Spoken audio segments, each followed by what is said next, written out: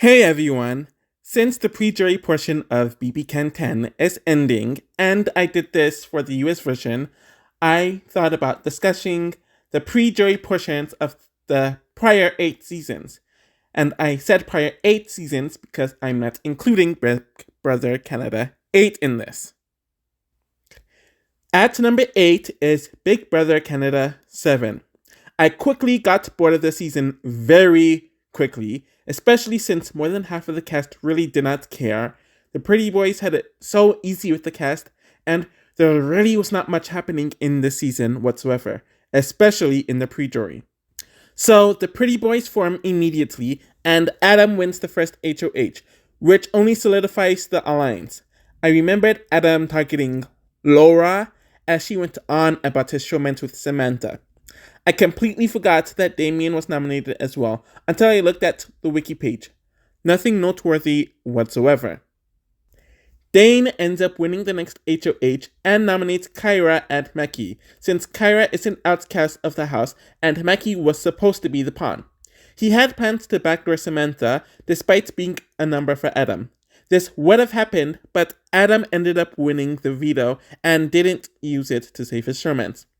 The house went back and forth about who to keep between Mackie and Kyra, but Mackie told the guys that he was going for them, and the Pretty Boys flipped the vote. It's the only semi-interesting week of the pre-jury. Chelsea ends up winning the next HOH and decides to target Kaylin, since no one would care if she left. For some reason, she wanted to backdoor Kaylin, so she nominated Damien and Kira as pawns. Her ally, Samantha, used the veto to save Kira, hoping that it would do some goodwill and form some sort of relationship, and Kaylin predictably went home. What Chelsea didn't realize is that her relationship with the power players were ruined during her HOH. The first person in the season to win HOH twice is Dane, and he decides to target Chelsea and nominated Kyra beside her as a pawn, since Chelsea blew some of her relationship with Anthony, since she saw through his tactics and she told her allies about it, and Adam told Anthony, who told Dane to target Chelsea, essentially. There was a bunch of uncomfortable stuff that happened between the two nominees that week, and what made it worse is that Kira and Estefania ratted out anything Samantha and Chelsea told them, which was in their best interest to keep to themselves.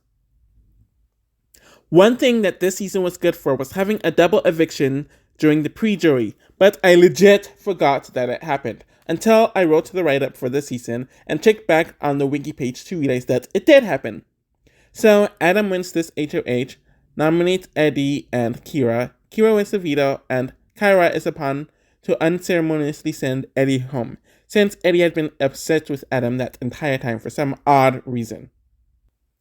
And the final week of the pre-jury ends with Samantha winning the HOH, where most of the house was against her. Since she started to connect the dots about the guys working together, we thought that something would happen. With Adam misdirecting her about this information, she ended up nominating Mark and Kiara for eviction, and through the week it was clear that Kiara was going home, and then Kyra got some special twist, which could have changed things, but they didn't use it. It was a very predictable, boring week. I literally forgot a decent amount of what happened during the pre-jury, and it wasn't until I went on the wiki page to remember half of these events. It was a boring dud to watch when it happened, and it's a boring dud to recap and think about 3 years later. At number 7 is Big Brother Canada 1. I mentioned earlier that this season has a weird reputation, since it has a lot of iconic moments, but it's also far from being the most exciting season. The pre-jury was less of a steamroll compared to the jury and endgame portion of the season, but it also doesn't have many standout moments compared to the other two parts of the season. Suzanne ends up winning the first HOH because the competition was based on who answered the phone at the right time, which is honestly very suspicious at this point, since production could have chose whoever they wanted to declare as the HOH. She wants to target the bro dudes, which is actually a very smart move, I give her that, but she did not have the social capital or the relationships to pull it off. Tom ends up winning the veto, and Kat makes Suzette uncomfortable, so she nominates Kat as a replacement besides Emmett, and Kat predictably goes home. Jillian wins the first of many HOHs in the season, and she's in a good spot here, though you start to see the flaws of her game here, as she promises Anil to not nominate him, but she does so anyways, with Gary. It seems like Jillian wanted Danielle gone anyways, since there was an awkward tension between them due to both of them liking Emmett. So when Gary wins the veto, Danielle is put up, though she is told that she's a pawn, and is blindsided out of the house, and she tells the house to essentially F themselves. Tom ends up winning the third HOH competition, and he is adamant on targeting Suzette, since she targeted him, but all of his allies told him that it was a stupid idea to send her home. Suzette goes on a rampage after the HOH competition, which was kind of funny, as she's nominated beside Gary. And she makes Anil feel like crap during that argument. Tom ends up winning the veto and takes Gary off to ensure that Suzette goes home, and AJ is nominated beside him. Suzette's goose is cooked until Canada's POV saves her, and Emmett convinces Tom to send Anil home, since Emmett knew Anil was catching on to him. I don't like the twists in this, essentially since it ends up getting rid of irrelevant people. There's no backlash, and it's just to keep the dead weight around. Gary ends up becoming the new HOH, and I forgot to mention that Tom has been rubbing everyone in the house the wrong way, even his alliance, during his HOH week, so everyone uses this opportunity to get him and his showmance Liza on the block. There was a decent amount of drama in the season, and especially during this week, and Tom did think that Liza was the target, when he was actually the target. The guys' alliance fell apart, and there was a lot of restructuring this week, especially with Tom doing that prank against Alec, and it caused the entire house to go against him and Liza. Tom ends up going home pretty easily. We are told right at the eviction that there's a double eviction, and I think that there needs to be a lot more pre-jury double evictions in both versions of North American BB. But they do it more on BBCAN. What is expected ends up happening. Andrew wins HOH to nominate Liza and Suzette, who are outsiders at this point. Emmett wins the veto, doesn't use it, and Liza is unceremoniously sent home. Alec wins the final pre-jury HOH, and he is in a relatively good spot, though he will slowly ruin that good position. Nothing really interesting happens this week, though the East Coast Alliance starts to form around this point in time, where the guys' alliance is over according to Emmett. Suzette is an absolute goner here, and she lasted a lot longer than she was going to, so yeah. There were a few solid moments in this pre-jury, but just reflecting on it, it really wasn't great, despite it not being as much of a steamroll as the jury or endgame portion of the season would turn out. But those portions of the season are a lot more memorable in general. At number 6, I have Big Brother Canada 3. Honestly, I feel like the season could have had a good pre-jury had they just left it alone. But of course they didn't, because they felt the need to manufacture drama. It also does not help that this cast has the shortest pre-jury, and the season has the shortest pre-jury, but there are some moments, I guess. Canada's HOH essentially made the first week pointless, since the house guests only had control of nominated one another, since there was no HOH and they couldn't vote, but Risha was most likely always going to be the first boot. Cindy and Risha gave the house poor first impressions, and Cindy saved herself with the veto, causing Pilar to be nominated. This week was just a wash. Bobby ends up winning the next HOH, which only puts his alliance in motion. They wanted to boot Kevin, so Kevin and Brittany were nominated. What ended up happening was that Cindy led most of the girls into the HOH room to talk about a girls' alliance, which got back to the entire house, since Kevin was in the washroom in the HOH room and he told everyone. Seeing how quickly that blew up was so funny. Of course, Cindy ends up getting backdoored, and all the girls threw one another under the bus during that entire week. We have the third week, where they decided to do another instant eviction twist, which no one really liked, going all the way back to the first season. The worst iteration of the instant eviction happens here, where Kevin wins HOH and is forced to make secret nominations right after the competition. Though it wouldn't be announced until 24 hours later, where Neha actually got Kevin on her side, but it was too late. She and Brittany are nominated, and she is unceremoniously booted. The second part of week 3 continues, but we get the rarity event of an underdog actually winning a clutch HOH competition, as Brittany outlasted everyone. It was nice seeing this happen, especially as the feeds were blocked during the time, so it was a surprise watching it on the episodes. Kevin and Bobby are nominated, since they nominated her, with the intention of sending home Greg via a back door, which did cause for some mediocre drama between him and Johnny when the latter won the veto, but Craig was a bottom barrel player, so it wasn't that exciting. And the final week of the pre-jury was a complete bust. The season was revived, and with Bruno winning HOH, there seemed to be some sort of a cold war brewing between him and Zach.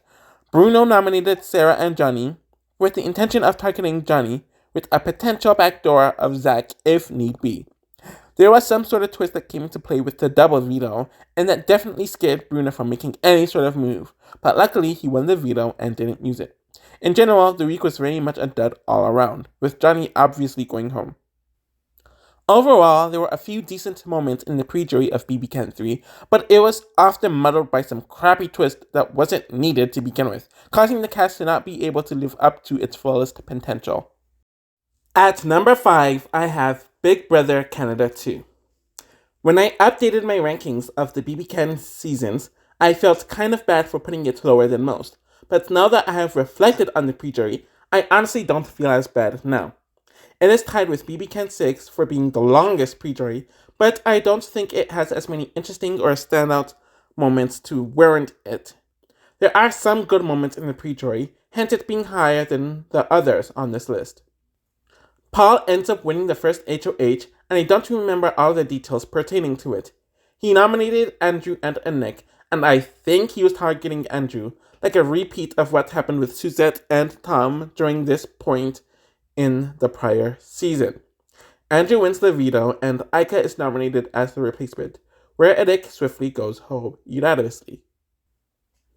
Unfortunately for Paul, Andrew wins the next HOH and nominates Neda with Paul, making it clear that Paul is the target and he doesn't like Paul. Paul accuses Andrew of being a racist, which causes a bunch of drama amongst the house, but the first 5 realize that there's a bigger threat to take out. An ally of Paul's named Kyle. Ally of Andrew's named Kenny wins the veto and takes off Neda to backdoor Kyle, which happens very smoothly. Ika ends up winning the next HOH and is in a very shaky girls' alliance. She thinks about going after some of the guys, but is convinced to nominate Heather and Paul, with the intention of sending Heather home. There is some petty and uncomfortable drama that happens with the girls, and Ika wins the veto, so she could backdoor one of the guys or send her target home. She does not use the veto, and the people she did not end up backdooring end up keeping her target, Heather, and sending Paul home. Rachel wins the next HOH competition, and it seems like it's going to be a repeat of targeting Heather, as she's nominated beside Allison, who entered the competition in the second week, which I forgot to mention, but I think that twist is stupid anyways. Ika ruined a lot of ties and relationships during her HOH, even with her allies, so when Allison wins the veto, Sabrina convinces Rachel to send Ika home, and before Ika is evicted, we do have the infamous letter shredding scene. Since BBCAN is obsessed with twists, especially during this period of time during the series, they were always going to do something, and this season's main twist is Canada's HOH, where it is obviously incentivized to protect the fan favorite and to send home people who are hated. Of course, this caused the underdogs taking over the unlikable first 5 alliance, with Canada nominating Andrew and Sabrina, but I don't even get as much joy from it that I'm supposed to, because the country had to give it to the house guests, and they might not have been able to do it themselves. It's just too artificial and contrived for me to take great pride in, though I was more than happy to see Andrew leave. Heather wins the next HOH with the momentum swinging in one way. The underdogs officially created an alliance, and the remnant of the first 5 knew what it was already. Allison and Kenny are nominations for eviction, and Kenny wins the veto, causing his close ally Sarah to be nominated as a replacement. There's really nothing notable or interesting that happened. Oh, I do remember Kenny making a huge announcement that he was gay, and it was so Who the hell cares? So they ended the long pre-jury portion with a double eviction in the pre-jury, and it's obvious what was going to happen. Neda went to HOH and nominated Rachel and Sabrina with the plan to backdoor Kenny. Arlie, who flipped on his alliance weeks ago, won the veto to make the Kenny backdoor happen. Like I mentioned in the beginning, there were some good moments through this pre-jury, and the cast is solid, which makes up for some of the lagging parts at times. I wish that the pre-jury ended a week earlier and the power shift was more organic. At number 4, I have Big Brother Canada 5. When I think of this pre-jury, it's weird since it was a civil war between the veterans for something bigger to happen, and there are definitely some memorable moments within it that didn't make it seem like a bore. The first week had Karen win HOH, which was nice since older women usually don't win the first HOH. Since she had this weird position that strong young guys are the best players, she nominated Dimitri and Mark, though she didn't touch a veteran who fit that description. There was a back and forth about who would go, since the veterans wanted one of the nominees to stay to be their soldier, and it led to a bunch of drama at the first vote. Because Mark handled it poorly, he went home first in a very split vote. Dimitri went from the block to being HOH in the second week, and he was recruited in the Vet Alliance, mainly because he was showmancing Ika. He nominated Dylan and Emily because they had some issues in the first week. Dylan ended up winning the veto, so there needed to be a new target. The likes of Neda and Bruno convinced Dimitri to send home Dallas, since they saw him as a part of the other side. Dallas doesn't take this nomination well, and ends up arguing with Dylan throughout the next few days before going home. Neda wins the HOH competition the following week, and there was a back and forth between her and Cassandra that had been building up due to the drama over the week 1 vote, and Cassandra feeling like she's the quote-unquote new Persian princess. And there's a mention of backdooring Neda. So of course Neda completely uses her HOH to nominate Cassandra and Jackie, which starts to annoy some of the house guests as Neda's attitude starts to change. This week is honestly kind of a bore, and Cassandra unceremoniously goes home. Big Brother Canada started the next week with a reverse twist, where the events of a normal Big Brother week will take place, but in reverse. Everyone voting, though, is to nominate instead of to evict, the veto competition, the HOH competition, and the HOH being the sole vote to evict. It was an interesting scenario where it led to Gary and Dre on the block, and Dimitri won a pointless HOH where he had to choose which 2 allies he had to cut. Neda started realizing that she was the villain based off of some of Gary's comments and overhearing how Canada was reacting to her. Week 5 was when the Civil War really started to take off, as William won HOH and nominated Emily and Dylan. Ika and Dimitri wanted Dylan gone, and the other vets wanted Emily gone. You would think that with 2 easy, simple nominations, it doesn't matter who goes home. Neda and Ika started going back and forth all week about who they wanted to go home, since they both wanted to break the alliance that they have been a part of, and it would lead to the double eviction. Oh, Emily went home. Overall, the pre-jury was a build-up, but it was not necessarily a steamroll, though it kind of was top-heavy, since there was a select amount of people who were really important during this phase. Not the best pre-jury, but not the worst, hence its placement. At number 3 is Big Brother Canada 9. The events in this pre-jury are random, but not completely nonsensical, so there is some connection between the randomness. Clearly, they did the team twist in the first 2 weeks to prevent a large alliance from forming, but everything that happened during this portion was a result of great casting. Week 1 always suffers because we have no feeds, and they essentially combine most of the week into one episode, where everything makes very little sense. There was no HOH, so that meant everyone from one team was nominated, but it was clear that there were a few people who were rubbing the house the wrong way. Josh was apparently supposed to go home, but then there was some flip led by LaToya, which wasn't told well, to boot Julie. The next week has Austin win HOH, and she wants to do the house nominations, with removing Josh from the house. Josh and Kiefer are nominated, and Kiefer wins the veto to save himself. Rohan is nominated as a replacement nominee, and the side of Dave Kai, Latoya, Beth, etc. want to flip the vote on Rohan, but they let this known throughout the house several times, and which makes them untrustworthy. There was also some house meeting that just turned into a messy fight before Josh is quickly sent home. Victoria wins the next HOH and decides to target Latoya because she does not like her and wanted to be the woman that Jed and Tyshawn are close to. There was some drama with Kiefer, Rohan, and Kyle, where Latoya stood up for Kyle and told the others essentially to screw off. That side of the house was confused all week, and then they tried to convince Victoria to change her nominations, though she claimed that she was being gaslit. After the veto ceremony, where Jed was told that he would put up Tyshawn as the replacement, the nomination stayed the same and Latoya went home swiftly. Right when you think that the majority that formed in the last week was going to take over, Kiefer wins the next HOH and he already knows that Cal and Rohan are going to spend the week on the block. I think it was around here where Beth was skinned with Tyshawn, and after he started swerving her, she moved on to Jetson, and then Victoria goes on to kiss the butt of the side that she targeted the prior week. Rohan wins the veto, which was kind of interesting since he was the target, and with Austin nominated, there was an attempt of a flip, but Cal does go home here. What we got for the final week of the pre-jury was an interesting twist, where there's an invisible HOH.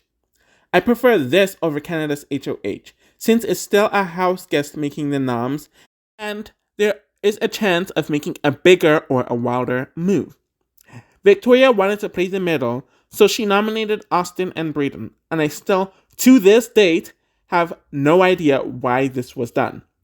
Rohan wins the veto again and doesn't use it, where Austin clearly goes home. Actually, I was a bit confused about my thoughts about this pre-jury, other than the fact that it's pretty high. Looking over everything, it's clear that the pre-jury started off on a good note, but then things went downhill for a more boring route during the last 2 weeks, since not much happened. So at number 2, I have Big Brother Canada 6. This season definitely benefited from having a longer pre-jury, but there were actually a lot of things happening within it to warrant it, unlike some of the other seasons that have long pre-juries. It did have some of the tired twists that we were tired of at the time, and still are today, which does bump it down quite a bit. I honestly don't remember anything about the first week of the season. Johnny wins HOH, nominates Alejandra and Rosina, where he won the veto to not use it, and Rosina went home unanimously. It was nice seeing someone like Rosina on the show, but nothing really memorable happened during this week, and the first week editing certainly does not help. Ryan wins the second HOH, and there was some drama that took place, especially with Andrew rubbing people the wrong way. Ryan thought that throwing his ally under the bus would give him an in with the house, but it didn't, and I remember a lot of the house guests making fun of him for it, even at that time. Andrew and Hamza are nominated. Erica wins the veto and keeps it the same, and Andrew unanimously go home.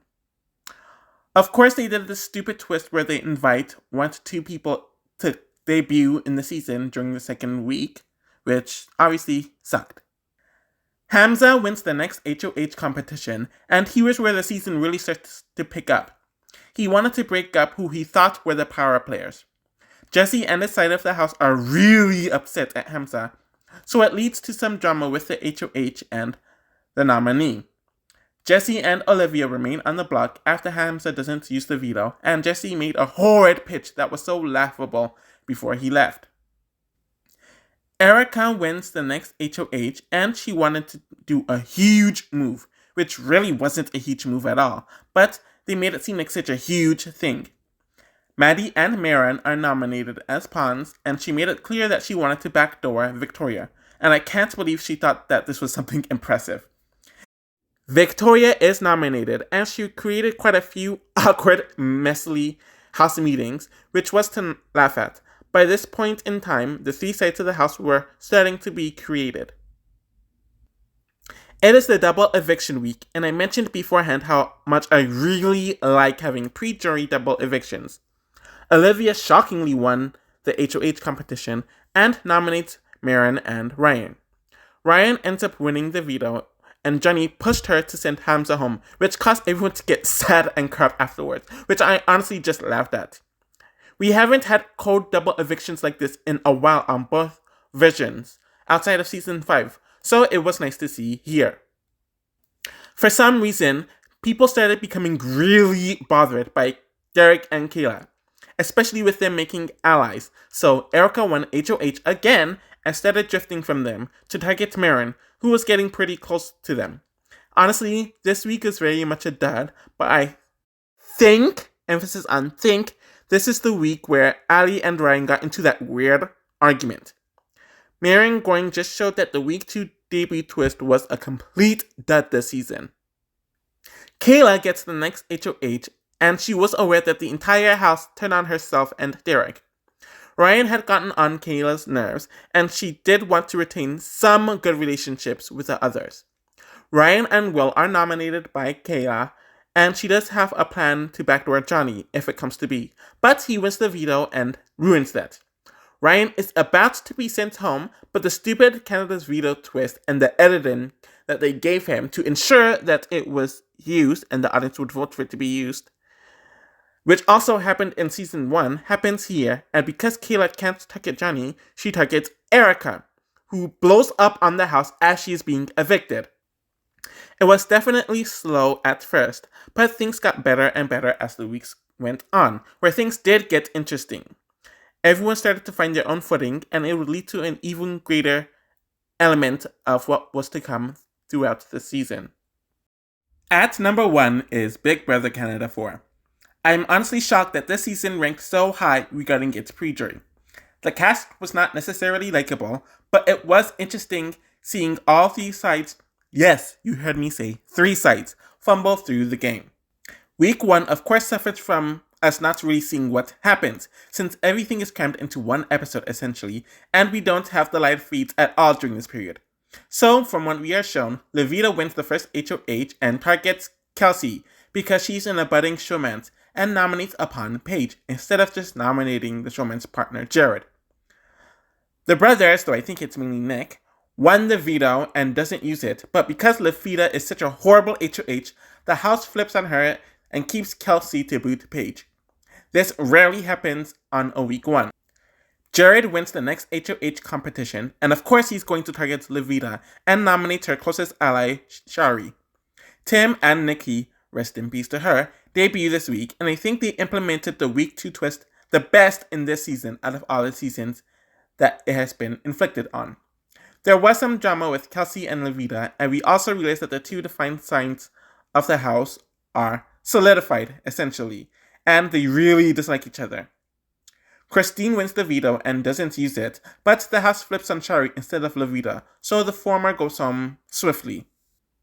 Levita ends up winning the next HOH competition, winning 2 HOHs consecutively, and she decides to make amends with Kelsey and Jared, so she can target Cassandra and nominates Christine as a pawn. Dallas wins the veto and he wants to use it so Jared could be backdoored. Levita does not want it used, and she pisses off the entire house with her HOH antics, just like she did 2 weeks prior. Cassandra decides to campaign her butt off, and Christine is reclusive, so the house flips to boot Christine over Cassandra, and Levita's HOH is blown again. Joel ends up winning the next HOH, and the third side of the floaters, as some would call it, are essentially formed, especially after the previous week where they saved Cassandra, solidified them. He nominates Raul and Kelsey to be put on the block, and the 3 of them are so entitled about everything the entire week. Jared and Levita argue during the week, since the trio thinks she took over the HOH, and it just was very annoying, to be honest. Dallas wins the veto again and wants to backdoor Jared again, but Joe doesn't want to make another nomination. I swear everyone protecting Jared in this season for nothing that had to do with his gameplay really annoyed me. Kelsey was a done deal, and of course the fake double had to ruin it. So there's a double eviction, and Maddie wins HOH, where she decides to backdoor Levita for really stupid reasons. She puts up Jared and Raul as her pawns, and Nick wins the veto, which is used to get rid of Levita, where most of them vote her out. Of course, Dallas is pissed off about this, and he goes back and forth with Maddie about it for a bit. Tim ends up winning the next HOH, and he decides to take the international versions of BB regarding the nominations, and has the house give a gummy bear system, which was definitely interesting to watch. Dallas pretty much tells Tim to F off with his pot, and Tim nominates Dallas and Ramsey. With Ramsey winning the veto, Maddie is obviously nominated, and the house is split between who to vote out between the nominees. There was a huge back and forth between the entire house that lasted a few days, and it was great to watch it on the feeds, though Dallas still ends up leaving. I feel like this season was the most unpredictable regarding its pre-jury phase, and I think most of the house guests not being very likable benefited it, since there was always so pleasing seeing someone from any of the sides going home. There was a lot of drama, ridiculous moves, and everyone playing, so it was relatively balanced. So that's my list on how I rank the pre-juries in BBCAN history. Of course, 8 wasn't included because the pre-jury wasn't completed, but I think my ranking has been very balanced. I'm looking forward to ranking the next 2 phases of a BB season pertaining this franchise.